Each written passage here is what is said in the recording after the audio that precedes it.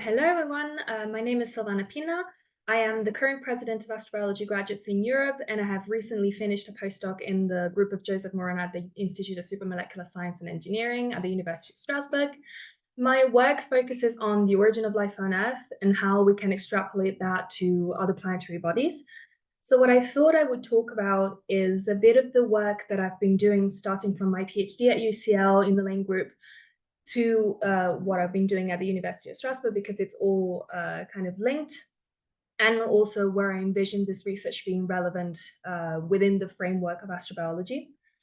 So specifically, I will be talking mainly about the origin of some possible strategy at the origin of life for phosphorylation, which is one of the most important reactions that drive metabolism.